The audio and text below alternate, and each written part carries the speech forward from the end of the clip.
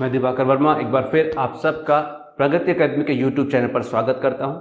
जैसा कि हम लोग पिछले वीडियो से देख रहे हैं, हम लोग यूपी SSC पेट के संबंध में जो उसका सिलेबस है, टॉपिक वाइज वीडियो जो है आप लोग के साथ आपकी तैयारी के संदर्भ में बना रहे हैं। आज हम लोग बात करेंगे खंड 5 भारतीय संविधान और लोक प्रशासन के संबंध में। अगला जो टॉपिक उसमें दे रखा है संसदीय व्यवस्था, पार्लियामेंट्री सिस्टम के संदर्भ में बात करेंगे। बहुत ज़्यादा डिटेलिंग इसमें नहीं है, कुछ महत्वपूर्ण तथ्य हैं जो संसदीय व्यवस्था के संबंध में है। आखिर भारत ने संसदीय व्यवस्था को ही क्यों अपनाया?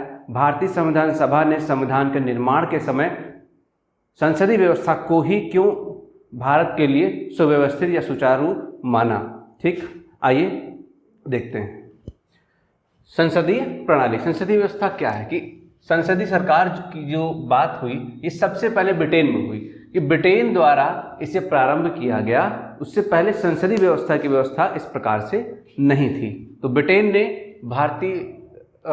ने संसदीय व्यवस्था का प्रादुर्भाव किया, शुरुआत की। इसे वेस्टमिंस्टर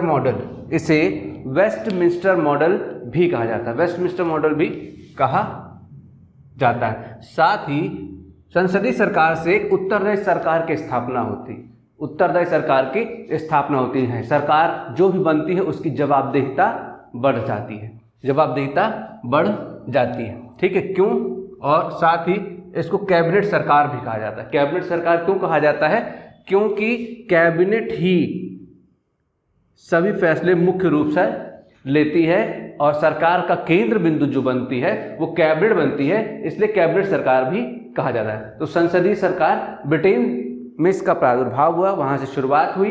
वेस्टमिंस्टर मॉडल कहा जाता है। उत्तरदायी सरकार की स्थापना होती है, कैबिनेट सरकार की स्थापना होती है। क्यों? क्योंकि केंद्र बिंदु कैबिनेट ही जो सारे फैसले लेती है, इसलिए केंद्र बिंदु में कैबिनेट सरकार आ जाती है। परिभाषा के तौर पर इस बात को भी मान सकते हैं कि संसदीय व्यवस्था में कार्यपालिका अपने कार्यों एवं नीतियों के लिए विधायिका के प्रति उत्तरदायी, अर्थात विधायिका कार्यपालिका से उसके कार्यों के लिए प्रश्न पूछ सकती है। इस प्रकार से संसदीय प्रणाली कार्य करती है कि कार्यपालिका कौन? जो सभी नीतियों को इंप्लीमेंट करें, मंत्रालय हो गए, मंत्रालय के मंत्री हो गए, ये सब लोग कार्यपालिका के अंग माने जाते हैं, अधिकारी हो गए। ठीक, इनसे विधायिका यानी संसद जो है वो सवाल पूछ सकती है। तो संसदीय व्यवस्था में कार्यपालिका को अपने कार्यों और नीतियों के लिए विधायिका के प्रति जो है उत्तरदायी होना पड़ता है। ऐसी सरकार को संसदीय प्रकार की सरकार कहा जाता है। ठीक, संसदीय प्रणाली की विशेषताएं क्या क्या है? आइए इस बात पे भी गौर करते हैं कि पार्लियामेंट्री सिस्टम की क्या क्या विशेषता है। पहली बात, इसमें नामिक और वास्तविक दो तरह के कार्यपालिका होती है, दो तरह के कार्यपालक होते हैं। नामिक का मतलब नाम मात्र या ये कह सकते हैं सिंबल रूप में राष्ट्रपति। भारत में की संदर्भ में अगर देखें तो भारत में राष्ट्रपति, वास्तविक कार्यपालिका राष्ट्रपति के पास नहीं, नामिक कार्यपालिका। वास्तविक कार्यपालिका किसके हाथ में? प्रधानमंत्री के पास में। वास्तविक कार्यपालिका किसके हाथ में है? प्रधानमंत्री के पास में। ठीक, और भारत के संबंध में बात करें तो प्रधानमंत्री जो मंत्रिपरिषद है उसका नेता होता है, जिसकी सलाह पर राष्ट्रपति काम करते हैं। हालांकि सभी कार्य भारत के राष्ट्रपति के नाम पर होते हैं, लेकिन करते कौन है? प्रधानमंत्री और उनकी मंत्रिपरिषद करती है, जिसकी सलाह पर राष्ट्रपति कार्य करते हैं। तो संसदीय प्रणाली में दो प्रकार के कार्यपालक होते हैं, एक नामिक और एक वास्तविक। यानी जिसके पास काम करने की वास्तविक शक्ति है और एक जिसके पास काम करने की नामिक शक्ति है।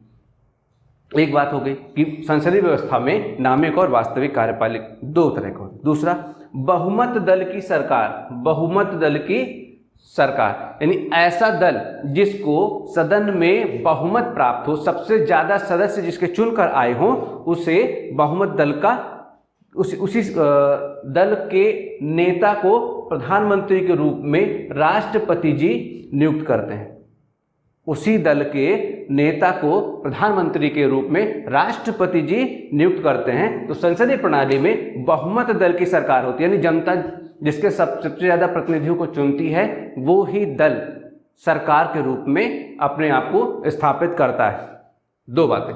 तीसरी, सामूहिक उत्तरदायित्व। सामूहिक उत्तरदायित्व क्या मतलब हुआ इसका कि संसदीय प्रकार प्रणाली में सामूहिक उत्तरदायित्व की स्थापना होती कि मंत्रिपरिषद वो सदस्य जो सदन के सदस्य हैं सामूहिक रूप से लोकसभा के प्रति उत्तरदायी होते हैं। अपने कार्यों के लिए, अपने कार्यों, अपनी नीतियों के लिए लोकसभा के प्रति उत्तरदायी होते हैं सामूहिक उत्तरदायित्व में। ठीक, इसका और भी मतलब है, यदि प्रधानमंत्री अपने पद से त्यागपत्र दे दे, यदि प्रधानमंत्री अपने पद से त्यागपत्र दे दे तो पूरी मंत्रिपरिषद भंग हो जाती है, पूरी मंत्रिपरिषद भंग हो जाती है। और क्या कारण है? प्रधानमंत्री या किसी भी मंत्री के खिलाफ, सदन के में प्रधानमंत्री या किसी भी मंत्री के खिलाफ अविश्वास प्रस्ताव अगर पारित हो जाता है तो भी मंत्रिपरिषद भंग हो जाती। यानी ये लोग क्या है? सामूहिक रूप से उत्तरदायी हैं। एक व्यक्ति के खिलाफ भी अगर अविश्वास प्रस्ताव सदन में पारित हो गया या पारित हो गया कि सदन उस मंत्री पर या प्रधानमंत्री पर विश्वास नहीं रखता है, उस स्थिति में पूरी मंत्रिपरिषद भंग हो जाएगी सामूहिक रूप से। यानी गलती किसी की भी हो, एक की भी हो, तो भी पूरी मंत्रिपरिषद भंग हो जाएगी या प्रधानमंत्री उस चीज को माने कि मंत्रिपरिषद भंग कर दी जाए। ठीक, ध्यान रखने वाली बात यह है कि प्रधानमंत्री के बिना मंत्रिपरिषद का अस्तित्व नहीं होता, वो ही दल का नेता होता है। ठीक, अगला चौथा, राजनीतिक एकरूपता। राजनीतिक एकरूपता का मतलब क्या है?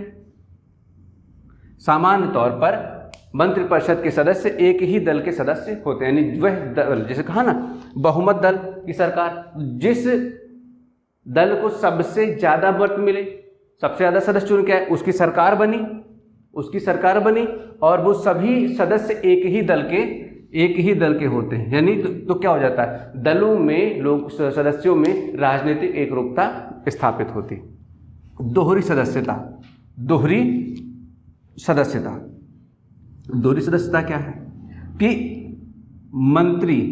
मंत्री विधायिका और कार्यपालिका दोनों के सदस्य होते हैं। यानी वह संसद सदस्य के रूप में ही तो है ही, साथ ही किसी न किसी मंत्रालय के मंत्री भी हैं,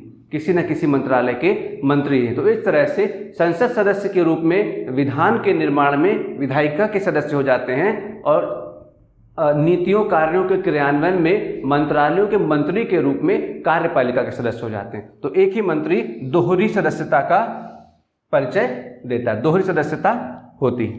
ठीक, दोहरी सदस्यता संसदीय प्रणाली में। छठा पॉइंट होता है प्रधानमंत्री के नेतृत्व में सरकार।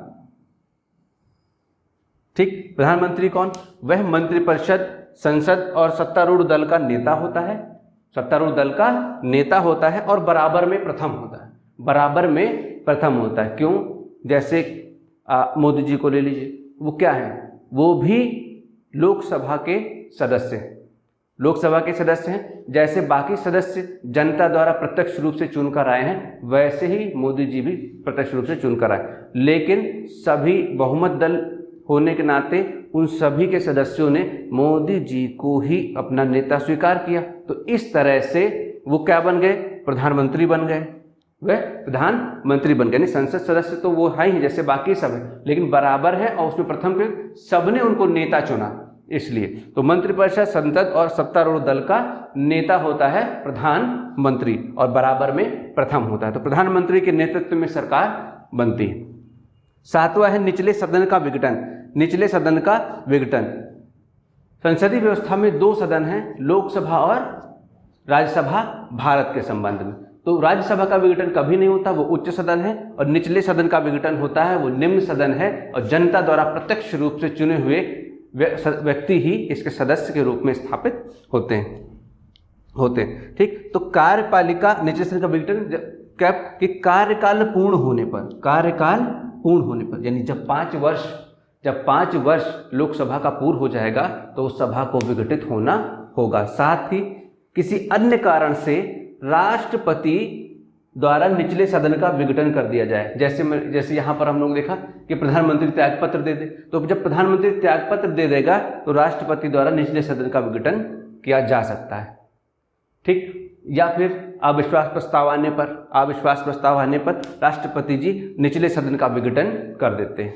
ठीक है, तो ये बात हो गई निचले सदन का विघटन, यानी उसका कार्यकाल यानी 5 वर्ष पूर्ण हो जाए तो, या राष्ट्रपति किसी अन्य अप्रत्याशित कारण से निचले सदन का विघटन कर दें। तो ये सब खासियत क्या है, संसदीय प्रणाली की खासियत है, संसदीय प्रणाली की खासियत है। आइए भारत के संबंध में, ये तो नॉर्मल है, सभी जगह ये पाया जाता है। भारत के संबंध में विशेष तौर पर 2-4 बातें जान लेते हैं कि भारत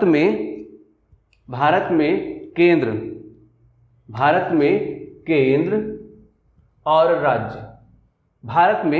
राज्य दोनों के लिए संसदीय प्रणाली स्वीकार की गई। यानी केंद्र में जिस प्रकार से विधायी प्रक्रिया है, विधायिका है और कार्यपालिका है, उसी प्रकार से राज्यों में भी विधानसभाएं हैं, विधान परिषदें हैं कुछ राज्यों में, यानी कार्य करने की प्रक्रिया लगभग केंद्र के जैसी है। विधान बनाने की प्रक्रिया, सदस्यों को चुनने की प्रक्रिया, वो सब केंद्र में जैसे केंद्र की है वैसे ही राज्यों की है। तो भारत में अनुच्छेद 74 और 75 के माध्यम से केंद्र में संसदीय व्यवस्था की स्थापना की गई है, और अनुच्छेद 163 और 164, 163 और 164 के माध्यम से राज्यों में संसदीय प्रणाली की व्यवस्था की गई है। ठीक है, ये सब बातें हो गई, सभी महत्वपूर्ण बातें संसदीय प्रणाली के संबंध में यही महत्वपूर्ण तथ्य हैं जो आपकी परीक्षा की दृष्टि से महत्वपूर्ण है, और जो प्रश्न बनेंगे वो इसी के इर्द गिर्द, इसी के दायरे में बनेंगे। अच्छा, एक चीज और समझते हैं कि भारत में संसदीय व्यवस्था को स्वीकार करने का क्या कारण था।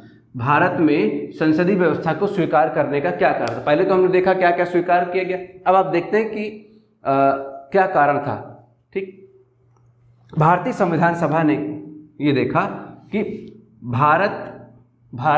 भारत शासन अधिनियम 1935 के द्वारा पहले से ही संसदीय व्यवस्था का अनुभव कर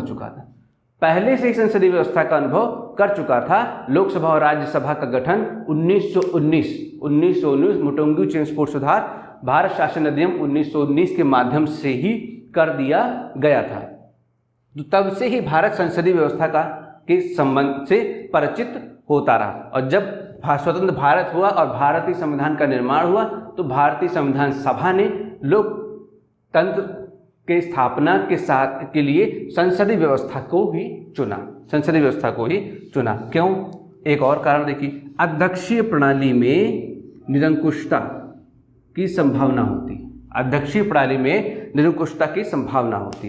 अब आपने 2 चीजें देखी, पहले हमने चीजें देखी कि संसदीय व्यवस्था देखी, और यहाँ पर आ गया अध्यक्षीय प्रणाली यानी अध्यक्ष की व्यवस्था। ठीक, अध्यक्षीय व्यवस्था में क्या होता है कि जो राष्ट्रपति होता है वो ही सभी चीजों के लिए जिम्मेदार होता है। जैसे यहाँ प्रधानमंत्री हैं, ठीक, और राष्ट्रपति दोनों मिलकर, लेकिन यहाँ पर राष्ट्रपति जी अध्यक्षीय शासन प्रणाली में राष्ट्रपति पूर्ण रूप से सशक्त होते हैं, वह किसी सदन के प्रति जिम्मेदार या उत्तरदायी नहीं होते, जिस कारण निरंकुशता की आने की संभावना दिखाई दे सकती है। जबकि संसदीय व्यवस्था में उत्तरदायी सरकार जिसकी संसद के प्रति जवाबदेही है की स्थापना होती है, जिसकी संसद के प्रति, इसीलिए कि संसदीय व्यवस्था को भारतीय संविधान सभा ने भारत की शासन व्यवस्था के शासन प्रणाली के रूप में स्वीकार किया। और एक और महत्वपूर्ण तथ्य है कि भारत इतनी अधिक विविधतापूर्ण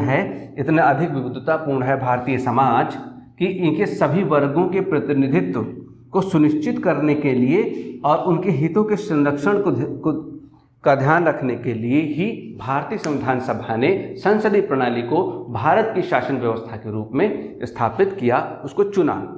ठीक है, तो ये सभी बातें थी भारतीय संसदीय प्रणाली के संबंध में, और भारत में क्या है, यानी संसदीय प्रणाली क्या है या सरकार क्या है, संसदीय प्रणाली की विशेषताएं क्या है, नामिक और वास्तविक कार्यपालिका, बहुमत दल की सरकार, सामूहिक उत्तरदायित्व, राजनीतिक एकरूपता, दोहरी सदस्यता, प्रधानमंत्री के नेतृत्व में सरकार होती है, निचले सदन का विघटन होता है, और भारत में अनुच्छेद 74-75 के माध्यम से केंद्र में और 163-164 के माध्यम से राज्यों में दोनों स्थानों पर संसदीय व्यवस्था को स्वीकार किया गया है। ठीक, तो ये सभी चीज़ें हो गई। भारतीय संविधान में संसदीय प्रणाली को अपनाया गया, तो क्यों अपनाया गया ये सब आपने देखा। ठीक, उम्मीद करता हूँ आप सब इस चीज़ को समझ पाए होंगे। जो भी चीज़ें आपको डाउट हो कमेंट में ज़रूर दीजिए, वीडियो को शेयर कीजिए, सब्सक्राइब कीजिए, ताकि अधिक से अधिक लोगों तक यह वीडियो पहुँचे और वह इस वीडियो का लाभ उठा सके। मैंने इस बात का ध्यान रखा, कोई भी अन्यथा या अत्यधिक तत्व जो जिसका कोई अर्थ नहीं होता है आपको न दिया जाए। सिर्फ महत्वपूर्ण बातों पर ही आपका ध्यान केंद्रित किया गया है, ताकि पेट की परीक्षा में आए प्रश्नों का आप आराम से सहजता से हल कर सकें। ठीक, तो इसी के साथ धन्यवाद, मिलते हैं नेक्स्ट वीडियो में।